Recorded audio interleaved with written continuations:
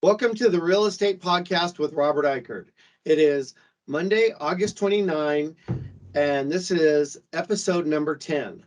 And we are privileged today to be talking to Jonathan New, and he is originally from Anniston, Alabama, and Jonathan graduated from Auburn University in 2004 with a degree in psychology and received his commission as an ensign into the U.S. Navy. During his 16 years of naval service, he also earned his Master's of Science in Defense Analysis from the Naval Postgraduate School in Monterey, California. During his Navy career, he has had the privilege to lead a department of 226 soldiers while managing an annual budget of $6.5 million. In 2007, while stationed in Jacksonville, Florida, Jonathan bought his first house. He rented this house while being stationed in Japan, Hawaii, San Diego, Monterey, Rhode Island, Washington, D.C., and finally Virginia. Jonathan is married to Jill of Marietta, Georgia, and they have 3 children, Spencer, Robert, and Aubrey. In the summer of 2018, Jonathan began raising over $1.06 million of investor capital to actively acquire real estate in the Hamptons Roads area, accomplishing 13 single-family flips, acquiring 16 single-family rentals, closing 3 multifamily syndications of 143 units total, including a 140 unit acquisition with Phil Capron, and overseeing $133 million in renovations in both residential and commercial real estate. As of October 2020, Jonathan's total portfolio accounts for $16.8 million. And that was October 2020. We may need a little update there. Jonathan is a 2-time guest on Anthony Pinto's The Lessons in Real Estate show, a founding member of Alex Brechier's Private Lending Lessons Group, a frequent presenter in Think's local investor meetups, and is a mentor to several budding entrepreneurs. He owns and operates the Virginia Beach branch of Honeydew Today, an emerging handyman service provider for the East Coast. While Jonathan aspires to grow his investment company out to a much larger scale to include investments across several markets, his primary passion is utilizing real estate in his journey for inspiring his children as well as other military service members to attain success through persistent hard work, balance, and courage. So welcome, Jonathan, and thank you for being our guest today. Oh, thank you for having me. It's an absolute pleasure. Lucky number 10 too. This is great. Yes, true. That is true. And so, Jonathan, that is quite a background you have. You a military service member for 16 years. But don't let me kind of go back. I'd like you to go back as far as you want to go back and tell us as much as you want to tell us about even before the military, what brought you into the military, and maybe anything else about your background. Awesome. So my father was an electrician's mate in the Navy during the Vietnam War.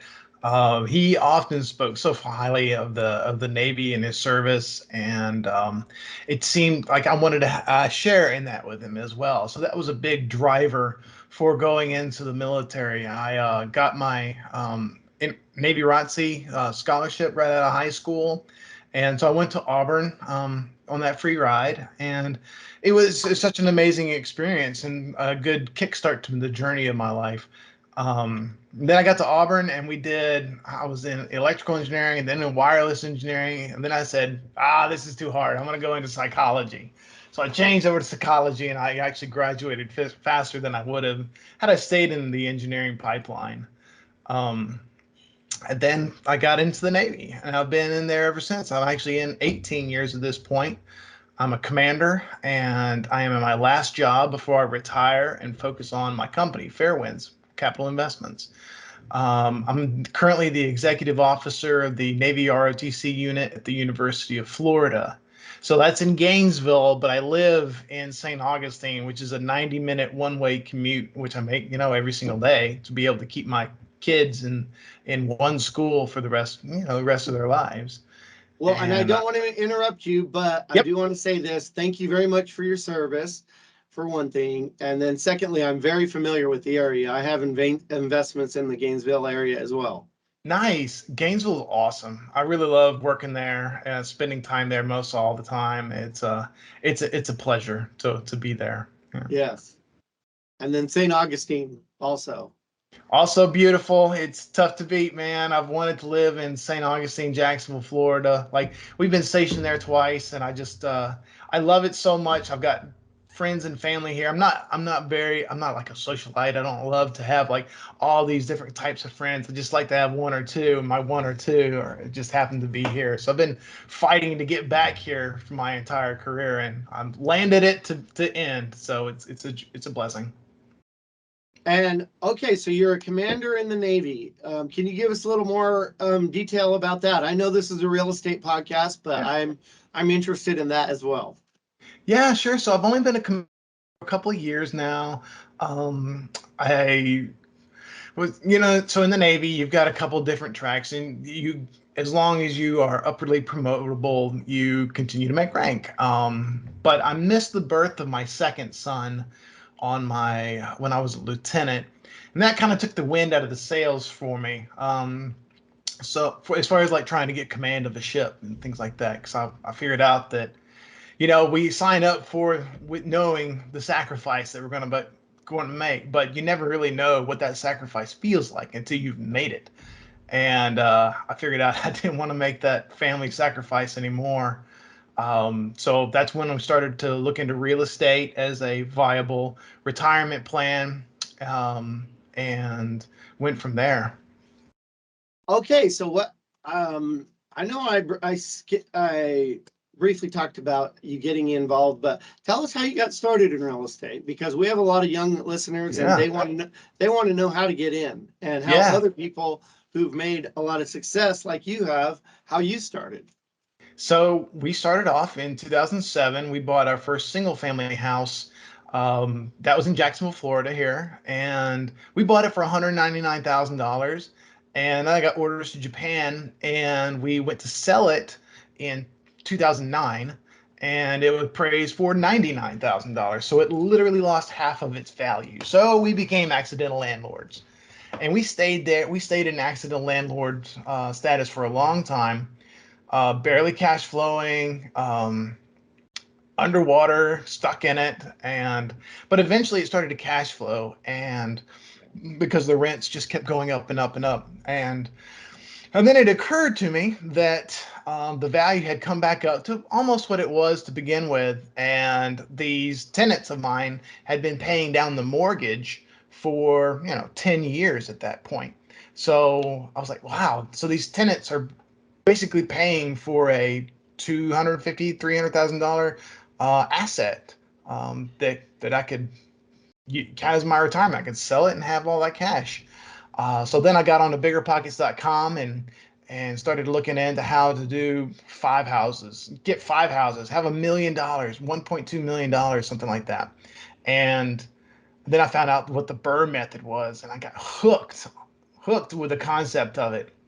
And and I was like, well, forget it. I'm going to go out and get 100 houses, 200 houses, and it's going to take me 2 years to get there.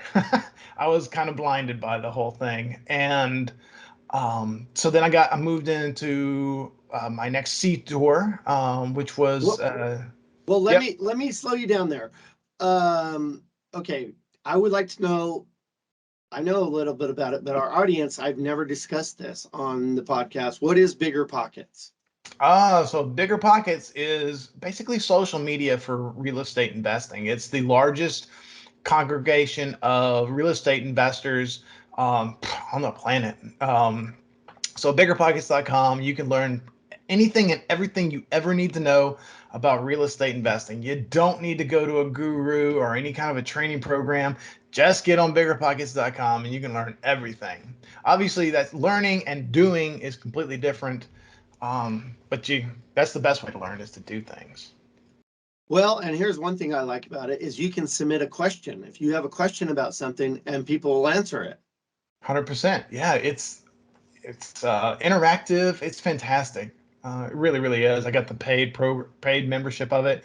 You talked about Alex Brashears. I was one of the original members for her group, and now she's a Bigger Pockets published author, of Lynn Oh, to okay. Live. Yeah, so she just released that book with them, and she's on and up and up and up and up. Yeah, that is a great website. And I actually tried to announce this podcast on it, and I think I violated some rule and they didn't let me publish it, but I think I have to pay for it or something Oh, um interesting. to announce it. But um the what is the Burr method?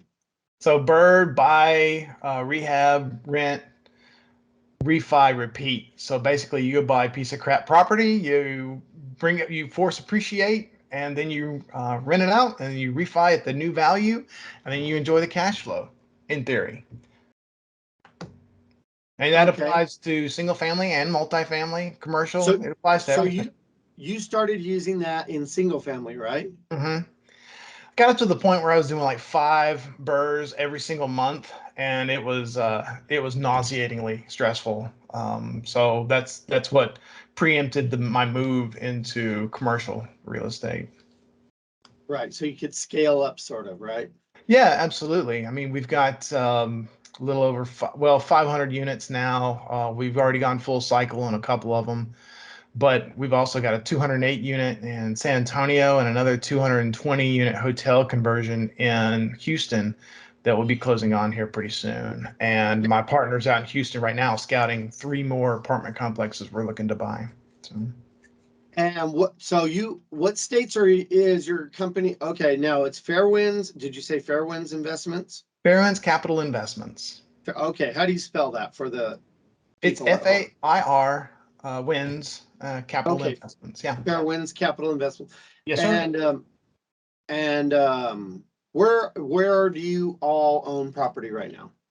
So we What own states, I guess I should ask. Yeah, it's Texas, Virginia, and Maryland. Even though I live in Florida, my partners live in Virginia, and then I got another partner that lives in San Francisco. Okay. And so those have been your main focus right now, Texas, Virginia, and Florida. Yeah, absolutely. Love the markets out in San Antonio and Houston. I'm vigorously trying to buy stuff here in Jacksonville and Gainesville, but it's so hyper competitive, and I don't feel like paying a 3 cap for anything right now. I know it's unbelievable. Um, I mean, how do you see you're investing in apartments? A lot of people think are telling me we're going to have a big crash in real estate. And that thought just came into my mind. This isn't scripted or anything, but Yeah, yeah, yeah. and I jump around, so get used to that Let's if you do don't it. Let's mind. jump. What does your crystal ball say? Oh man. So what I really think is going to end up happening is the interest rates will continue to rise for another year, year and a half, something like that to combat inflation. But with the inflation, the rents are also going to continue to rise. So I think that they'll kind of cancel each other out. I think that the market will end up slowing as far as like being a seller's market. So a couple of months ago, back in Q4 2021, if you weren't okay putting up 2% of the purchase price for EMD, that was hard on day one. So if you get the thing under contract, you put the money in, and then you decide on day two that you want to back out, you just lost $200,000 of EMD money. If you weren't okay doing that, you were okay not doing deals. But it's softened now, and we don't put up any kind of hard EMD up front. So I think that the winds have shifted a little bit. I think that the buyers control a little bit more of the leverage here. I think that that will stay like that for another year, year and a half, and then the cap rates will also continue to decompress, which is why we're only offering like 5.5 caps on as is T12s right now. We don't want to continue to chase deals. We want to be ahead of the curve. You know what I mean? So I really do think that's where the markets are going. Different markets will be hit differently, of course. Um, but for the most part, national wide, that's how I see things playing out. Yeah, I do too. I mean, kind of what I'm seeing. What I was in Florida in 2008, and when the music stopped, for lack of a better word, but there were so many uh, subdivisions, either partially built or fully built, and then there'd be a big commercial strip center in front, but there was nobody living in them. It was flippers flipping to flippers and more flippers and Yeah. all these flippers getting money. And I rented for my first year when I was in Florida because I didn't know I lived in Naples and I didn't know what I wanted to do. And so I rented, and my landlord at the time owned 5 large houses in Miami and Naples, and we lived in one of them, but he made $30,000 a year. That's how much his income was. Oh, And like from real estate or like no, his no, normal that was, job? well, yeah, he was a real estate agent, but that was his income. Yet he qualified for 5 big mansions. So Wow. that's not going on these days. That's not happening, and I think that's a good thing. And it's so you don't have a lot of people that are leveraged to their eyeballs right now, and I just don't think it's going to be as nearly as bad, even if we do have a downturn.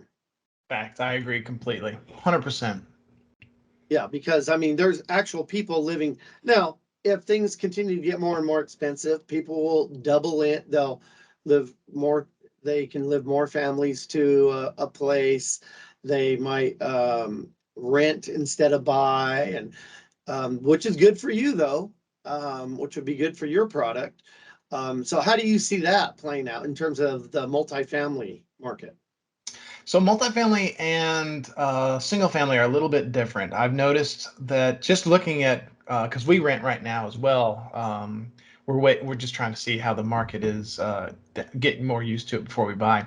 But I've been watching like all the prices on Zillow and like see how much things are going for and the days on market and things like that. And I've noticed that the single family world, especially here in Jacksonville, is getting hit pretty decently.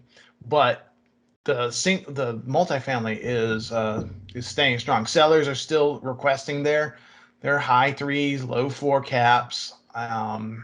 They're still playing by the rules of Q4 2021. But I've also noticed that even those product are staying on the market longer. So I think that multifamily is 3 steps behind single family as far as like being affected. Just because, like I said, the rents are still continuing to climb at good rates, market dependent, but with the rent and the income continuing to climb, of course, commercial real estate solely on the NOI, the net operating income. So your T12s or your P&Ls is how you value these things, and with the income still climbing, the only thing you have to look out for then is going to be your cap rate. And some of these institutional funds are still buying at low cap rates for their cash flow. So, Well, I mean, if you think about it, say you're a large institutional investor, if you can show your clients you're making a 3 or 4% cap rate versus the stock market, it looks pretty darn good lately, doesn't it? yeah, that's also a fact. That's a real good fact. And they also have access to these HUD loans, these agency debt that's still, pumping out mid threes, low fours, and their interest rates. So And they have access to like insurance money and things like insurance company their money. own insurance, their own property management, their own everything. It's all in house. They lend to themselves. They have their own pref equity funds, their own equity funds. Yeah, absolutely. Yes. And so well, here we go jumping around again. I thought you have the honeydew company. The Actually, honeydew company. Tell me I a little don't, bit about that. I don't do that anymore. Oh, But you don't? Okay. That was no, the something. bio was a couple of years old. So Yeah. Does your company own and manage or the multifamily, or what do you do? we own and manage. It Okay. depends. We have our own property management company, but we're looking to exit that. Our property management company has 150 doors under management, which is not big enough to do some of these like 200 units apartment complexes, especially in other areas. So it's we just manage in the Hampton Roads area, which is like Virginia Beach and Norfolk. We started that about a year and a half ago, and we wanted to be completely vertically integrated. And but at the same time, until we get like over 2,000 units, I think we're probably going to end up tabling it for a little bit. Well, and then I think one thing with property management is the laws can be so state specific. Yes. I think that can create, I have a background as being a lawyer, and they can, it can pose a challenge to have a property management company, but then it's multi-state. Absolutely, absolutely. That's why right now we were only doing Virginia, but we also only buy in these very landlord friendly states, but it varies state to state. Well, yeah, but your product fundamentally is not very landlord friendly. Would you say that or not? I mean, I do a lot of commercial real estate, and not apartments, but like restaurants, warehouses, strip centers, restaurants, and the laws here and everywhere are pretty drastically different from that to residential. Well, I mean, we do only do residential. Well, it's commercial residential. So the laws are not all that dissimilar from residential, like residential. Um, but we're not involved in any like triple net leases or anything like that, so haven't had to worry about it. Okay, and now it's my understanding you kind of have a focus on when you're out there scouting for a new apartment complex to buy. What is your focus? Absolutely. So we have found that it's harder to raise capital on 1960s and 70s builds. So we've been focusing most of our acquisitions on the 80s and 90s. 90s are a little bit challenging to get into just because of the seller's higher pricing on them. But so we're focusing on some 70s and 80s and 90s within that San Antonio, Houston, like Jacksonville, Atlanta, and then the Hampton Roads area. It's got to be garden style, 2, 3 stories. Has to have the amenities. We're looking for so we've shifted a little bit with the way the market's going right now. We're trying to get a little bit less like our purchase price. We're focusing more so on purchase price and price per door than we are like cap rates. So we're trying to go for something around 10 to $20 million in that kind of an area, anywhere between 100 to 250 units if we can get that. And then we're also only focusing on the T12s and looking for about a 5 to 5.5 cap, regardless of the market that we're finding. So, let me ask you this: when you have, how do are you open to new investors, or are you looking for investors? Are you close to investors? Tell us how that side of it is working with you. Well, I'm a syndicator, so I'm always open for new investors. We have our portal through Syndication Pro. We try to make sure that we're communicating with our investor pool, which is up to like 675 people at this point. We've raised $18 million at this point. And we're always open. Vadim is out. He's my partner. He's my deputy director. He's out in Houston right now with one of our serial investors looking at a new investment. So yeah, always open to it. Our website is www.fwcinvestments.com, and you can get into our portal that way. I'm glad you said that, because I might have forgotten to ask you about that. Yeah. And I want you to say that a little bit later if I can remember to ask you. But so people can go to your website, and what kind of tranches or what kind of increments of money how does that work? So there's accredited and unaccredited. Most of our offerings lately have been accredited, so that we could focus on our marketing. We brought in Vikram Jethwani at Markham 18 to do like our website and our marketing for us, our social media, all that stuff. So we've used a lot of 506Cs offerings to be able to get our name and our branding out into the public, um, and basically just increase our investor portal. But at the same time, we're looking at smaller deals now to be able to use the 506Bs and bring in our unaccredited investors. Typically, we add in a 8% pref, and then we do like a tranche up to 18% IRR, basically a waterfall.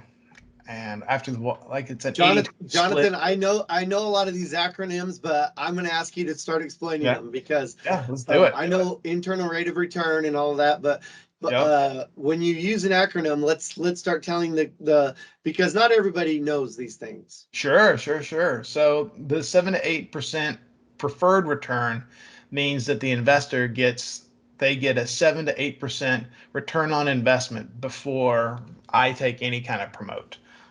So I'm putting your needs ahead of my own. And then after you get your 7 to 8%, all the way up until you get an 18% return, then you get 80% of all the profits, and I get 20% until you make 18%. And then after Okay. 18%, we switch to 50-50. So you also used another term, accredited investors. Would you please share with our audience what that means? Whoa, ever changing, just changed recently, but is an accredited investor is a person that makes $200,000 a year by themselves or $300,000 as a couple, or has a net worth of $1 million, not including your personal home, or there's several different professional titles that you can have, like financial specialists and things like that, that allow you to be an accredited investor. There's other levels of accreditation higher than that, but I won't really get into that. I've only met like one or two of those people. So what kind of tranches do? Is there a limit or is there any It's deal by deal. We usually have a minimum of $50,000 for accredited investors. But when we do Bs, it's a little bit less, 20, 25,000, something like that. No maximum, obviously. We love to do JVs. So if somebody wants to come in and joint ventures, yeah, right? joint ventures. Sorry about that.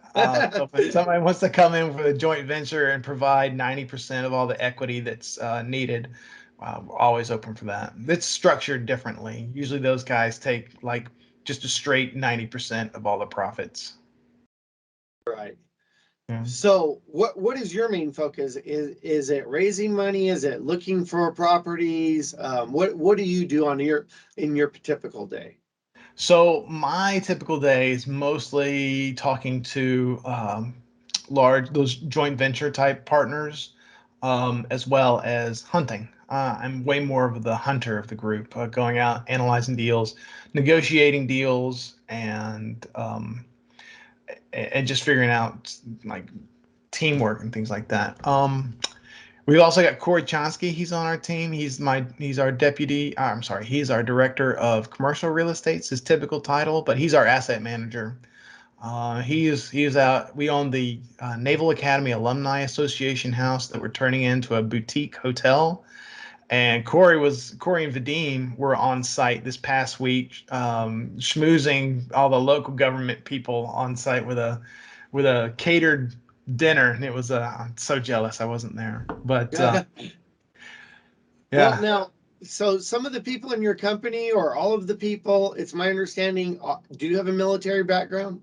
absolutely. Tell So us about that. How's that yeah, work? so I'm a career commander. Corey is a career. He just retired a year and a half ago as a lieutenant commander, and Vadim just got out recently. He was a lieutenant, and Jaspreet was a merchant marine. So we all have that joint military background, and we like to pay it forward to a lot of our our military brethren and sisters. We've KP'd on a deal with one of my division officers. He now owns 32 units in Hampton Roads, and he's getting a banger start. That's good. And how did you meet these guys? Oh man. So Corey and Vadim, I've known them through local meetups when Corey and I were in single family. And Vadim's always been focused just on the commercial side of things. So then we just knew each other for a long time. We knew that we were all hungry and extremely professional within the real estate realm. Then we discovered we had the same interests for growing into commercial. And then for Jaspreet had loaned capital to me on single family side of things. And I just love the way the guy works. So we brought him in as our director of fund strategies. And that's his job. And it's just been a match made in heaven so far. Well, I'm a member of a few meetups. Why don't you, not everybody knows about meetups either, kind of like Bigger Pockets. Why don't you tell the audience what meetups are? Oh man, so meetups, RIAs. So anywhere you're going to be, there's going to be a local meetup. It's not too difficult to find. You can usually do just like a Google search or even a Facebook search. LinkedIn is a great place to find your local meetups. Well, they have meetups.com as well. Yes, absolutely. There's a wealth of, especially in meetups.com, that you can go to. There's national meetups that you can go to And, if you're and interested. What? well, and so at these meetups, I go to real estate specific meetups because I limited time, and even those I haven't had much time for. But really, they have very targeted meetups on meetups.com. They'll have Absolutely. new real estate investors and different things like that. And so you'll go there and there'll be a lot of people with similar interests. They may have speakers. Some of them are more organized than others. Some will have people giving out promotional materials and it'll be very, very structured. Some are just like 12 people getting together and having happy hour and talking about, has that been your experience between Oh, with me? absolutely. It's a hodgepodge. I've been to one where I was a guest and all I did was drink beer and talk about real estate for 3 hours. At the end of which I was blabbering on just like I am right now, just incoherently. Well, no, but it's a great way to have fun, and you can also be targeted and be around other investors and investors of all different levels. Sometimes you'll find, if you're a beginner, you can find other beginners, but if you're a beginner, you may want to meet more sophisticated people like yourself, and vice versa. You may want to help other people get into the business, and so it's a great way to bring a lot of people together with similar interests. Absolutely. It really is. I mean, that's how I got my start into it. It's all about who you know. In this business, it is all about who you know. What you know is great, but it's who you know that matters. Okay, well, why don't you expand on that a little bit and All right. tell us how you've tell us how that's worked in your life. So when I first got started, my agent was Melina McDaniel. She's now a big capital raiser for the commercial real estate multifamily. Um, and she introduced me to my contractor, to insurance, to everybody. And it was all just amazing connects. And she introduced me to my current partners, and she's the one that started that meetup. So I went to the meetups to try to expand my business, and that's how I met everybody that I'm in business with now. And then you get involved with some of these big groups on Facebook, like Alex's private lending lessons, and you meet so many great people just by interacting with them and doing your business. And you're kind of forced to, when you're doing your own business, you are forced to meet people, or else you falter and die. Yes, and what I've learned is you can meet people in these real estate meetups and different things, and in a real estate career where you can save yourself a lot of grief by asking other people, hey, who would you recommend as a home inspector? Who would you recommend as a make ready company? Who would you recommend it for this, that, and the other? And you can, so a recommendation from somebody you know and trust can be golden, right? Absolutely. Because they've been through it, and they're not going to recommend somebody to you that they haven't vetted and screened. They don't always work out, recommendations, not 100% of the time, but Yep. it's pretty good way to start rather than just looking through an internet search. Correct? Sure, absolutely correct. You get the internet search and you just like shoot. It's like ready, fire, aim. You're just shooting from the hip, stabbing in the dark, seeing what sticks. Sometimes you get lucky, but you know, for the most part, word of mouth is the best way to go. And let's talk about contractors for a minute. You deal with Mhm. a lot of contractors? We do. Obviously, we prefer to stick with just one general contractor so that it takes a lot of the work off of our plate. We've used one contractor for 3 different deals now, and big deals across the markets. And then we are using a new one on our San Antonio deal that he comes with our property management group. Okay. And then, so I know we kind of go through them sometimes. We'll use some, they don't always stay top notch. They may start well, sometimes they drop off. So all kinds of different things can happen with different relationships. So what I do when I get a new, let's say, contractor, I ask them, can you send me an example of things you've worked on already? Have you ever done that? What do you mean? Like, for example, what kind of projects have you worked on before? Or Oh goodness. are you brand new and you're trying to learn from me on my project? Uh, let's see. So my first flip was a $200,000 triplex to single family conversion. That was a nightmare. Um, but we've done full guts of 48 units. We've done light turns in our 121 unit project in Houston. Kind of run the gambit. New signage, new roofs, flat roofs. Done the whole thing. Well, I'm going to drill down a little bit because I do have a lot of experience with apartments and things like that. So do you, like, let's say you buy an apartment complex. How do you prefer to, I mean, do you prefer, I mean, I doubt you empty the place out and remodel the whole place, and I doubt you do it that way, right? Well, we've done one like that. Our 48 unit, we bought it off of Okay. auction. We basically did that. It took us like 8 months to do the whole gambit of all 48, and it's starting to get leased back up now. It's a pain on cash flow. Like obviously, Right, no cash flow if you kick everybody out.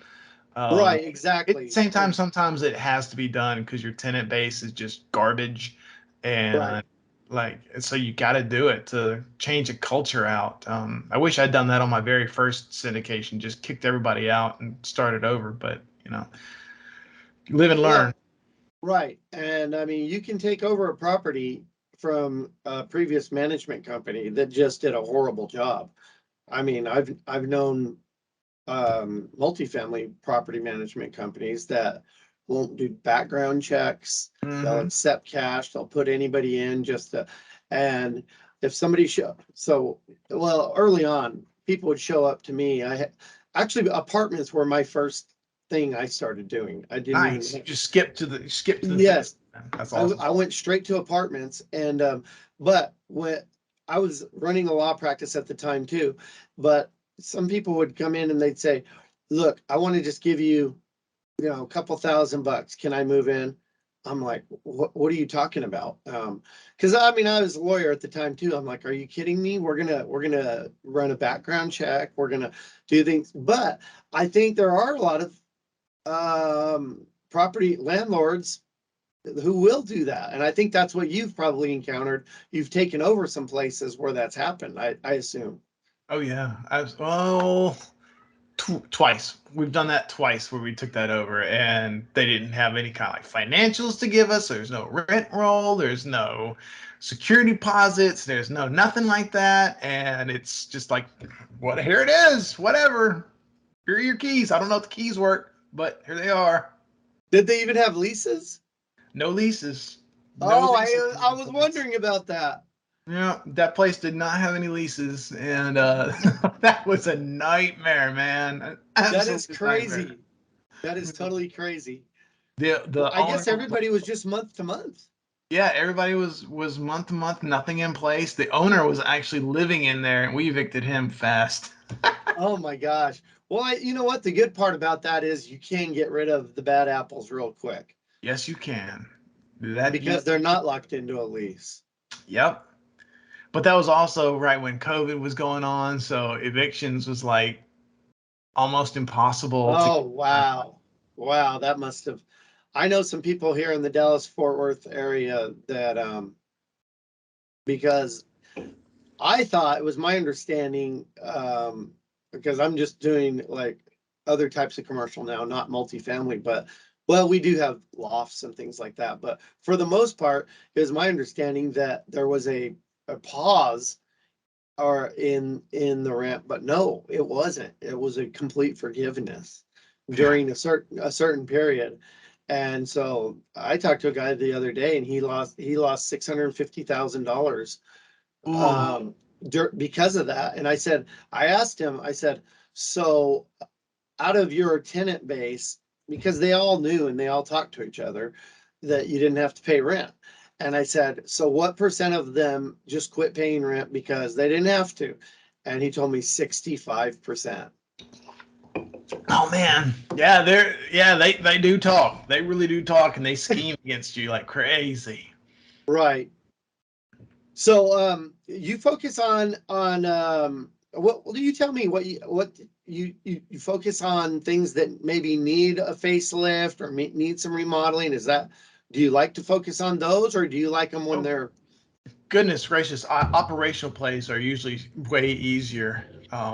Like if the expense ratio is like 75% and they're barely making any money, it's much easier to go in there with a professional property management group like Vicinity Living or Asset Living, and just have them, bring in like a property manager mercenary and just get it in shape. And but at the same time, usually there's a distressed component to it, like physically that is a good reason why the operations are terrible. But so ideally, it's easier for the operational, but everything that we have done has been a physical transformation kind of component. and you all find that there's better upside to that Yes, than absolutely. going in and buying a Class A apartment building. Yep. I mean, Class A is going to cash flow. When you buy these value add properties, you're looking at very minimum cash flow, at least for the first year, typically between 1 to 3 or 4% at the most, just because you are turning everything over. And then as you start to grasp into those new pro forma rents, then it starts to cash flow the way you want it to. But we do want to own Class A in the near future, just for the cash flow component. Um, but for the most part, we have a basically a script for these value add multifamily deals in all the markets that we're already in that we're comfortable with. We've proven the success model, and we just like to wash, rinse, and repeat. The basically a burr. Right. So that's good. And you like these well, was it three states? Yeah, I mean, I Virginia, would. Florida, and Texas. Yeah, we love them. I would still buy in Atlanta and anywhere here in Jacksonville, like Tallahassee, Miami, something like that. I'd still love to buy down here in Florida just because I can easily drive to any of them. Right. Yeah. That's a nice thing. Now with apartments, it's what I liked about them, and I still like about them, is they do not you might have 100, 200, 300, whatever tenants, but you're not going to have, like in commercial, one big tenant or maybe five big tenants in a build. Mhm. So can you expand upon what I'm talking about? better You're better talking than I about just like, did. so like if you're in a like you own a strip mall or something like that, and you've got a Walmart that's your tenant. Is that what you mean? Like a triple net lease? Well, that's a good example. Yeah. Yeah. So if I was to own like a CVS and you've got those A tenants, those Class A tenants that they're not going anywhere. CVS, like Starbucks, Chick-fil-A, or something like. Well, I guess Chick-fil-A owns their own properties, but it's just an example, like one of the fast food joints or something like that. They'll go to Chow. I don't know. So you got these like Class A tenants that they provide, they give you your rent, but you're not in charge of like maintenance or anything like that. So your cash flow is going to be a little bit lower. Your value, your upside is a little bit less because you're not like force appreciating anything. But at the same time, you're going to enjoy that cash like no effort. All you got to do is just make sure that that they're not screwing up your property, that the mortgage is getting paid, and then you just enjoy that. Whereas like I'm putting in like all kinds of crazy work into the rehabs and the operations and things like that. Yeah. But It's what, give and take. yeah, I mean, but what I guess what my main point was is multiple sources of income can be less risky than a few sources of income. Yeah, sure. No, absolutely. That's why we like to be in several different markets, several different sizes of multifamily, across different vintages, across the board. It's always great to diversify your cash flow. Yes, and you're geographically diversifying as well. Absolutely. And so when you came to Texas, I'm just curious, where did you start? We started in Houston. I didn't even want to get into Texas because I thought Texas was overplayed. I was like, goodness gracious, everybody wants to be into Texas, and they're just compressing the cap rates down all the way down to nothing. It's going to be impossible to get into. But then these deals started coming in that were pretty juicy, so I got talked into it, and we haven't even looked back. It's been fantastic. There is a lot of money and a lot of juice coming into Texas. So Yeah. that's for sure. So if people want to contact you and they want to get involved and like be involved with your company, do you encourage people to come in? Are you actively seeking, or right now are you good? Or you're just constantly looking to grow? You tell me what's going on. Always looking to grow. Okay. Like I said, we got 670 people in our investor database, but we're always looking for new people that are excited about real estate that we can take along with us, put them into a proven model, help them grow, put out our own like little snippets of video content that I try to make, upbeat, lively, and provide value to people, even if they don't invest with us. Then it is fantastic. Just want to help everybody grow out. But our portal is on our website, www.fwcinvestments.com. And then our newsletters, all that good stuff is right there. And so, okay, so if tell us the pros and cons. You get a person who wants to come in and invest with you, as Mhm. opposed to maybe trying to do it all by themselves. Tell us why it may be better to come in with you than it would for them to try to do it all by themselves, especially if they have a day job and they don't, I mean, let's just say they have a day job and they have extra money and they don't necessarily want to go buy a mutual fund or get into the stock market.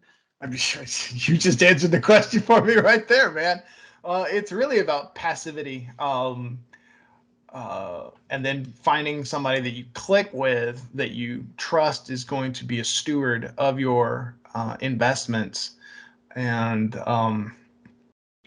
there's several different operators out there. Like I said, it's really just about finding somebody that you jive with on like a personal level, on a business standpoint, your investment philosophies click with. Like we do, our funds are all about the multifamily value add in specific markets.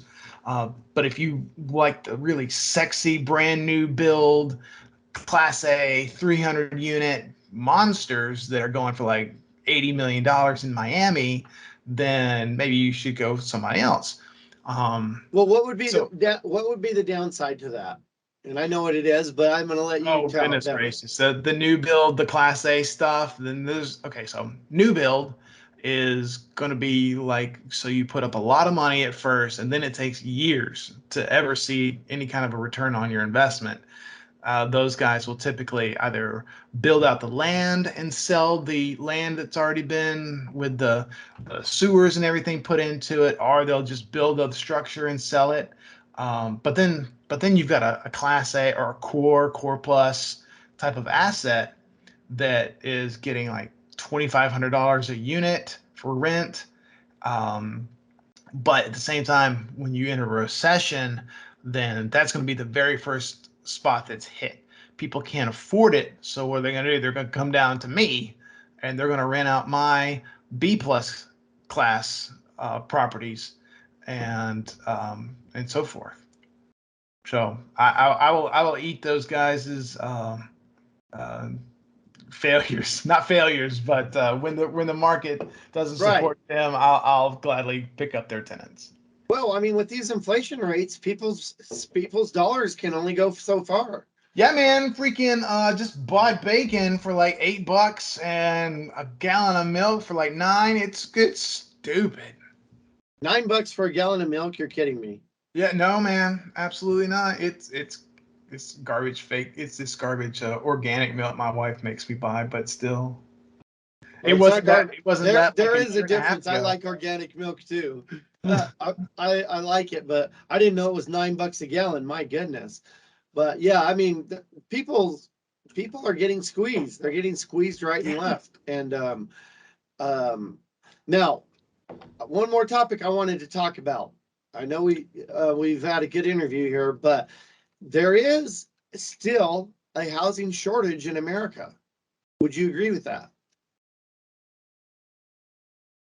I would. I haven't monitored a lot of the like residential housing, um, but I think, hmm, yes, I would. Well, I can only speak to apartments, and I know that there's more demand than there is um, supply in commercial, and I Like know, apartment yeah, complexes. like apartment complexes. I mean, it's just that there were a lot of challenges, and now with inflation, um, everything costs more to build. I mean, if you're going to build a brand Yeah, new from um, um, apartment complex from scratch, I know wood prices have come down, a little bit. but Everything else, I mean, labor's gone up to be able to afford things. Your electricians, your plumbers, they all need to charge more because bacon and the milk is so dadgum expensive. and they're putting fuel surcharges, just general Yeah. surcharges. I've seen that happening around here, and so it's going to pose a lot of challenges. I know there's a lot of housing. We have housing shortages here.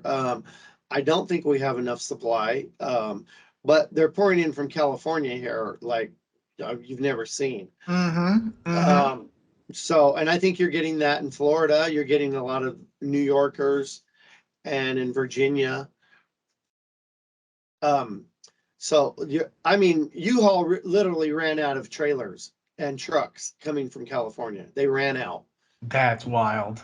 Yeah, that is That's because just bananas. it's designed to be a two-way business, and they're all coming this way. I talked to just today. I talked to a potential tenant, and he said I think it was uncle or something, moved from California to Tennessee, and there was nothing. There was nothing. So what he ended up having to do is he bought his own trailer, he moved it, he sold it on the other end, and he made money instead Oh of, my. so yeah, that was, and I said, wow, that was a smart guy. Yeah, he bought a trailer, big trailers to make the move. But That's uh glorious. yeah, but it just shows you how much outflow there is in some of these states that are letting crime and other things get out of hand, and they're regulating a lot, and they haven't stopped, and they continue to regulate more, and they continue to tax more. And I really do think states like that are paying the price now. 100%. Um, Absolutely. Los Angeles, I know that they're growing too. I mean, I had a guest on recently from Los Angeles. They're growing too, but the population in general is growing as well. But I do like the multifamily product. I know you're really into it, and hopefully you'll get some interest in your company after this. And I really, is there anything else you'd like to add today? No, I love this. I love talking to you. It's been a fantastic hour here. Well, thank you. And I really, again, thank you for your service, and your colleagues for their service. And I think you guys are doing a great job by being military veterans and getting together, helping each other, helping new military veterans get involved in real estate. And you're an inspiration, because people in the military, a lot of times they have a very narrow education. They get out and they don't know what to do, and they don't really have a lot of training in the business world and in the real estate world and things like that. So it's really good for guys like you to be an inspiration to them and let them know um, that you can do it. You've done it. Other people have done it, and it's not easy. It's not easy at all, but you can get involved, and they can get involved with you. You said passivity, and really, I believe what you meant by that is they don't have to be worrying about toilets, evictions, Yeah. collecting rent. They can put a chunk of money in with you, and it will be managed and invested, and you will hopefully get them a return without them having to become a real estate expert. Or, I mean, I've had to become an expert in all facets of real estate over my life. But not everybody wants to do that or can do that. That's absolute fact. Yes. And so it's an inspiration to people like that. And so anyway, thank you for coming on, and I wish you all the best success in the future. Well, thank you very much, sir. You as well. Okay. Thank you very much, Jonathan. Talk to you later. You too. Okay. Bye-bye.